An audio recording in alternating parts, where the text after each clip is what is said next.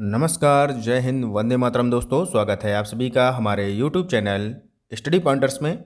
और कैसे हैं आप सब? आशा करते हैं कि बहुत ही अच्छे होंगे। तो यहाँ पर हम आपके लिए लेकर आ चुके हैं यूपी लेखपाल भर्ती 2022 के लिए सामान्य ज्ञान का एक महत्वपूर्ण टॉपिक जो है आपका टॉप 25 महत्वपूर्ण प्रश्न यहाँ पर हम डिस्कस करने वाले हैं। और ये हमारा मॉडल पेपर 6 होने वाला है। और इससे पहले हमने आपको 5 पार्ट कंप्लीट करा दिए हैं। जिन्होंने वो वीडियो नहीं देखे हैं तो डिस्क्रिप्शन में उनका लिंक दे दिया जाएगा, वहाँ से आप उनको कंप्लीट कर सकते हैं। तो वीडियो को ध्यान से देखिएगा और अच्छा लगे तो लाइक और शेयर ज़रूर करना। और चैनल पर अगर आप पहली बार जुड़े हैं तो सब्सक्राइब कर लेना और बेल आइकॉन को प्रेस कर देना ताकि आने वाली वीडियो का नोटिफिकेशन आपको सबसे पहले मिल सके। तो चलिए शुरू करते हैं आज का इम्पॉर्टेंट लेक्चर और चलते हैं अपने पहले क्वेश्चन की तरफ। तो पहला क्वेश्चन आपके सामने यहाँ पर दिया है कि बाबर ने अपने बाबरनामा में किस हिंदू राज्य का उल्लेख किया है। 4 ऑप्शंस आपके सामने दिए गए हैं, उड़ीसा, गुजरात, मेवाड़ और कश्मीर। तो अगर बात करें बाबर की, तो बाबर ने 1526 ईस्वी में पानीपत के प्रथम युद्ध में इब्राहिम लोदी को हराकर मुगल वंश की स्थापना की थी। और यहाँ पर जो पूछा गया है कि बाबरनामा में किस हिंदू राज्य का उल्लेख है, तो वो है मेवाड़ का। मेवाड़ यहाँ पर आपका राइट आंसर हो जाएगा। चलते हैं अगले क्वेश्चन की तरफ। अगला क्वेश्चन है अंकोर वाट विष्णु मंदिर कहाँ स्थित है। बहुत ही इंपॉर्टेंट क्वेश्चन है ये। अंकोर वाट विष्णु मंदिर कहाँ स्थित है? श्रीलंका में, कंबोडिया में, जापान में या फिर भारतवर्ष में? तो ये स्थित है आपका कंबोडिया में। ऑप्शन नंबर बी इसका राइट आंसर हो जाएगा। और जो है ये अंकोर वाट का जो विष्णु मंदिर है ये विश्व का विशालतम मंदिर में से एक है। और यहाँ पर इस मंदिर की दीवारों पर महाभारत व रामायण की कहानियाँ उभरी हुई मूर्तियों में अंकित हैं। तो ये बात भी आपको पता होनी चाहिए। चलते हैं क्वेश्चन नंबर 3 की तरफ। अगला क्वेश्चन है कि निम्न में से कौन सी पुस्तक बंगाली देशभक्ति की बाइबल मानी जाती है। बंगाली देशभक्ति की बाइबल किसे कहा जाता है? 4 ऑप्शन दिए गए हैं, गीतांजलि, आनंद मठ, देवदास या फिर गोरा। तो ये कहा जाता है आनंद मठ को। किसे कहा जाता है? आनंद मठ को। तो ऑप्शन नंबर बी हमारा इसका राइट आंसर हो जाएगा। और आनंद मठ जो है किसके द्वारा रचित है? तो ये रचित है बंकिम चंद्र चटर्जी के द्वारा। बंकिम चंद्र चटर्जी के द्वारा ये रचित है। तो ये भी आपको पता होना चाहिए। चलते हैं नेक्स्ट क्वेश्चन की तरफ। अगला क्वेश्चन है भारतीय राष्ट्रीय कांग्रेस के प्रथम मुस्लिम अध्यक्ष कौन थे। भारतीय राष्ट्रीय कांग्रेस के आपको बताना है कि प्रथम मुस्लिम अध्यक्ष कौन थे। 4 ऑप्शंस आपके सामने दिए गए हैं, सही उत्तर का चयन आपको करना है। यहाँ पर दिया गया है अबुल कलाम आज़ाद, रफ़ी अहमद किदवई, तीसरा दिया है M.A. अंसारी और चौथा ऑप्शन दिया है बदरुद्दीन तैयब जी। तो जो प्रथम मुस्लिम अध्यक्ष थे वो थे बदरुद्दीन तैयब जी। तो ऑप्शन नंबर डी हमारा यहाँ पर राइट आंसर हो जाएगा। और इन्होंने कांग्रेस की अध्यक्षता की थी 1887 में मद्रास के अधिवेशन में। कहाँ पर की थी? मद्रास में 1887 में। चलते हैं नेक्स्ट क्वेश्चन की तरफ।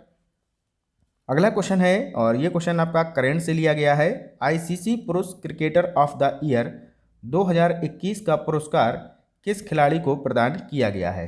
तो यहाँ पर आपको बताना है। तो ऑप्शन दिए गए हैं विराट कोहली, बाबर आजम, शाहीन अफरीदी या फिर जसप्रीत बुमराह। तो इसका राइट आंसर हो जाएगा शाहीन अफरीदी। और ये एक पाकिस्तान के क्रिकेटर हैं।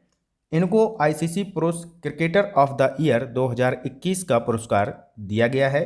इंपॉर्टेंट क्वेश्चन है, इसे आप जरूर याद रखिएगा। चलते हैं अगले क्वेश्चन की तरफ। अगला क्वेश्चन है क्वेश्चन नंबर 6। भारत की राष्ट्रीय आय अनुमानित होती है। तो ये भी क्वेश्चन बहुत बार एग्जाम में रिपीट हुआ है। भारत की राष्ट्रीय आय अनुमानित होती है। तो 4 ऑप्शन दिए गए हैं, योजना आयोग के द्वारा, केंद्रीय सांख्यिकी संगठन के द्वारा या फिर रिजर्व बैंक ऑफ इंडिया के द्वारा या फिर इनमें से कोई नहीं। तो इसका राइट आंसर हो जाएगा केंद्रीय सांख्यिकी संगठन के द्वारा। ऑप्शन नंबर बी इसका राइट आंसर हो जाएगा। चलते हैं अगले क्वेश्चन की तरफ। अगला क्वेश्चन है क्वेश्चन नंबर 7। सूची 1 का सूची 2 से मिलान करें। तो यहाँ पर एक तरफ आपकी परियोजनाएं दी गई हैं और दूसरी तरफ यहाँ पर दिया गया है अवस्थित कहाँ पर हैं ये। तो पहला यहाँ पर दिया है भाखड़ा नागल जो परियोजना है ये आपकी अवस्थित है सतलज नदी पर। तो ऑप्शन नंबर डी से इसको हम मिलान कर देंगे। हीराकुंड की बात करें तो ये महानदी से संबंधित है। इडुक्की की बात करें तो इडुक्की आ जाएगी आपकी पेरियार से संबंधित। और जो नागार्जुन सागर है ये आपका हो जाएगा कृष्णा से संबंधित। यानी कि पहले का हो जाएगा चौथा, फिर हो जाएगा तीसरा, फिर हो जाएगा आपका दूसरा और फिर हो जाएगा एक, यानी कि 4 3 2 1। ये है आपके ऑप्शन नंबर बी में, तो यही हमारा राइट आंसर हो जाएगा। चलते हैं अगले क्वेश्चन की तरफ। अगला क्वेश्चन है कि किस नगर को भारत का सिराज कहा जाता है। बहुत ही इंपॉर्टेंट क्वेश्चन है ये भी।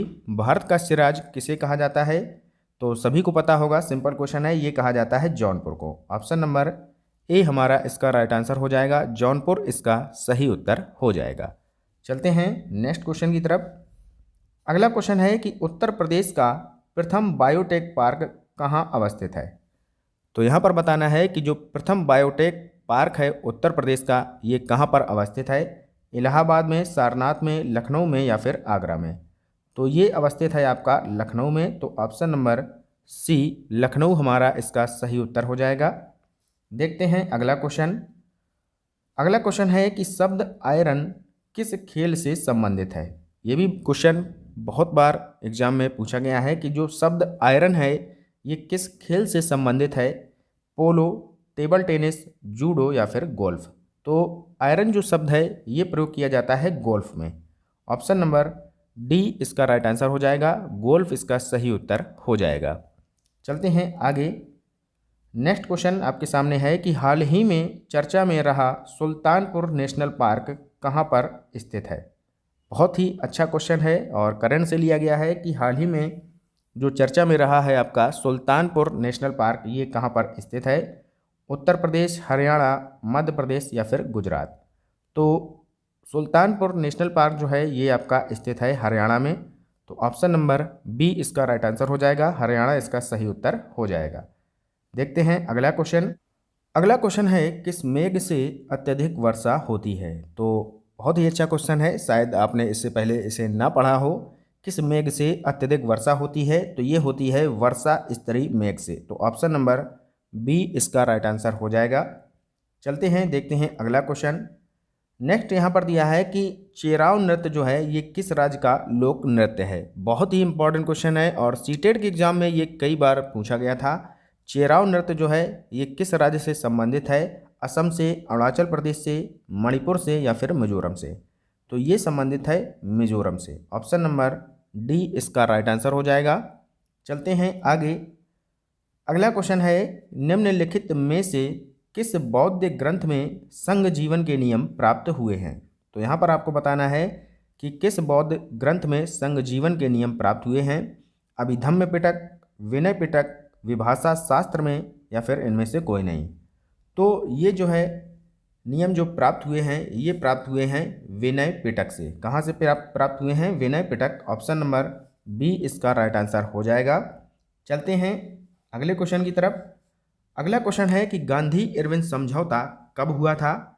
1 मार्च 1930 को, 4 मार्च 1932 को, 5 मार्च 1931 को या फिर 11 मार्च 1931 को। तो यहाँ पर आपको कंफ्यूज नहीं होना है, इसका राइट आंसर हो जाएगा 5 मार्च 1931 को। गांधी इरविन समझौता कब हुआ था, 5 मार्च 1931 को हुआ था। तो ऑप्शन नंबर सी हमारा इसका राइट आंसर हो जाएगा। चलते हैं आगे। अगला क्वेश्चन है कि हाल ही में मिस वर्ल्ड 2021 का खिताब किसने जीता है। तो ये आपका करंट अफेयर्स का क्वेश्चन है, बहुत ही इंपॉर्टेंट है। मिस वर्ल्ड 2021 का खिताब किसने जीता है। कैरोलिना बिलावस्का ने जीता है या फिर ओलिविया येस ने जीता है या फिर श्री सैनी ने जीता है या इनमें से कोई नहीं। तो ये जीता गया है कैरोलिना बिलावस्का के द्वारा। ऑप्शन नंबर ए हमारा यहाँ पर राइट आंसर हो जाएगा। और ये जो है किस देश से संबंधित हैं, तो ये हैं पोलैंड की। तो ये भी आपको पता होना चाहिए, पोलैंड से संबंधित हैं। ये आपका ऑप्शन नंबर ए यहाँ पर राइट आंसर हो जाएगा। चलते हैं अगले क्वेश्चन की तरफ। अगला क्वेश्चन है क्वेश्चन नंबर 17 और ये क्वेश्चन बहुत ही इंपॉर्टेंट है। 42वें संविधान संशोधन के द्वारा संविधान की प्रस्तावना में निम्न शब्द जोड़े गए। तो यहाँ पर बताना है कि कौन कौन से शब्द जोड़े गए थे। तो पहला ऑप्शन दिया है एकता एवं अखंडता, दूसरा दिया है धर्मनिरपेक्षता कौमा एकता एवं अखंडता, तीसरा दिया है पंथनिरपेक्ष, समाजवादी एवं अखंडता और चौथा ऑप्शन दिया है समाजवादी, धर्मनिरपेक्षता एवं एकता। तो यहाँ पर जो शब्द जोड़े गए थे उनमें से था एक आपका पंथनिरपेक्ष, दूसरा था आपका समाजवादी और तीसरा था आपका अखंडता। तो इसके साथ यानी कि ऑप्शन नंबर सी हमारा यहाँ पर राइट आंसर हो जाएगा। पंथनिरपेक्ष, समाजवादी और अखंडता, ये 3 शब्द जोड़े गए थे प्रस्तावना में। चलते हैं अगले क्वेश्चन की तरफ। अगला क्वेश्चन है कि भारतीय संविधान के अनुच्छेद 25 का संबंध किससे है। बहुत ही इंपॉर्टेंट क्वेश्चन है। तो अनुच्छेद 25 का जो संबंध है ये है धर्म की स्वतंत्रता से। ऑप्शन नंबर बी इसका राइट आंसर हो जाएगा। धर्म की स्वतंत्रता से संबंधित है अनुच्छेद 25। चलते हैं आगे। अगला क्वेश्चन है भारत में सर्वाधिक गेहूं का उत्पादन किस राज्य में होता है। तो बहुत ही सिंपल क्वेश्चन है, सभी को पता होगा कि सर्वाधिक गेहूं का जो उत्पादन है वो होता है आपका उत्तर प्रदेश में। तो option number D Uttar Pradesh इसका सही उत्तर हो जाएगा। देखते हैं अगला क्वेश्चन, क्वेश्चन नंबर 20। किस विटामिन की कमी से मसूड़ों से खून आता है और दांत जो है हिलने लगते हैं। तो ये क्वेश्चन थोड़ा घुमा के पूछा गया है। तो यहाँ पर आपको बताना है कि मसूड़ों से खून आना ये क्या कहलाता है, किस बीमारी के अंतर्गत आता है। तो इसे कहा जाता है स्कर्वी रोग। और स्कर्वी रोग जो होता है ये होता है विटामिन सी की कमी से। तो विटामिन सी इसका राइट आंसर हो जाएगा। और यहीं पर आपसे पूछा जा सकता है कि विटामिन सी का रासायनिक नाम क्या होता है। तो इसका रासायनिक नाम होता है एस्कॉर्बिक एसिड। ये भी आपको पता होना चाहिए। और सबसे ज़्यादा विटामिन सी हमें प्राप्त होता है आंवले से। चलते हैं अगले क्वेश्चन की तरफ। अगला क्वेश्चन आपके सामने है क्वेश्चन नंबर 21। इसरो की स्थापना कब हुई थी। तो बहुत ही इंपॉर्टेंट क्वेश्चन है, इसरो की स्थापना कब हुई थी। तो यहाँ पर सबसे पहले आपको पता होना चाहिए इसरो का फुल फॉर्म क्या होता है। तो इसका फुल फॉर्म होता है इंडियन स्पेस रिसर्च ऑर्गेनाइजेशन। और इसकी स्थापना हुई थी 15 अगस्त 1969 को। तो ऑप्शन नंबर ए इसका राइट आंसर हो जाएगा। और वर्तमान में इसरो के जो अध्यक्ष हैं वो हैं एस सोमनाथ जो हैं इसरो के वर्तमान में अध्यक्ष हैं। तो ये बात भी आपको पता होनी चाहिए। चलते हैं नेक्स्ट क्वेश्चन की तरफ। अगला क्वेश्चन है क्वेश्चन नंबर 22। जल्लीकट्टू बैल प्रतियोगिता का संबंध किस राज्य से है। केरल से, महाराष्ट्र से, आंध्र प्रदेश से या फिर तमिलनाडु से। तो जल्लीकट्टू बैल प्रतियोगिता का जो संबंध है ये है तमिलनाडु राज्य से। तो ऑप्शन नंबर डी इसका राइट आंसर हो जाएगा। तमिलनाडु इसका सही उत्तर हो जाएगा। चलते हैं आगे। अगला क्वेश्चन है क्वेश्चन नंबर 23। मिशन अमानत नामक एक नई पहल की जो है शुरुआत किसके द्वारा की गई है। यहाँ पर बताना है आपको नीति आयोग के द्वारा, सीमा सुरक्षा बल के द्वारा, रेलवे सुरक्षा बल या फिर भारतीय सेना के द्वारा। तो मिशन अमानत नामक की जो पहल है ये शुरू की गई है रेलवे सुरक्षा बल के द्वारा। तो ऑप्शन नंबर सी इसका राइट आंसर हो जाएगा। चलते हैं अगले क्वेश्चन की तरफ। अगला क्वेश्चन है वैश्विक जोखिम रिपोर्ट 2022 किसने जारी की है। तो यहाँ पर बताना है कि वैश्विक जोखिम रिपोर्ट 2022 किसके द्वारा जारी की जाती है। विश्व व्यापार संगठन, विश्व स्वास्थ्य संगठन, विश्व आर्थिक मंच या फिर इनमें से कोई नहीं। तो ये जारी की गई है विश्व व्यापार संगठन के द्वारा वैश्विक जोखिम रिपोर्ट 2022। ऑप्शन नंबर ए इसका सही उत्तर हो जाएगा। चलते हैं आज के अंतिम क्वेश्चन की तरफ। तो आज का लास्ट क्वेश्चन आपके सामने आ चुका है। जनवरी 2022 में किसे 12वें भारत रत्न डॉक्टर अंबेडकर अवार्ड से सम्मानित किया गया है। बहुत ही इंपॉर्टेंट क्वेश्चन है, वेरी मोस्ट इंपॉर्टेंट क्वेश्चन है ये। सुनील शेट्टी को, सोनू सूद को, हर्षाली मल्होत्रा को या फिर सारा अली खान को। तो भारत रत्न डॉक्टर अंबेडकर अवार्ड से सम्मानित किया गया है, ये किया गया है हर्षाली मल्होत्रा को। ऑप्शन नंबर सी इसका राइट आंसर हो जाएगा। तो ये था आज का हमारा एक इम्पॉर्टेंट लेक्चर जो हमने आपके साथ डिस्कस किया। और वीडियो कैसा लगा ज़रूर कमेंट बॉक्स में बताएं। और मिलते हैं एक नए वीडियो के साथ, तब तक के लिए पढ़ते रहिए, आगे बढ़ते रहिए। जय हिंद, जय भारत।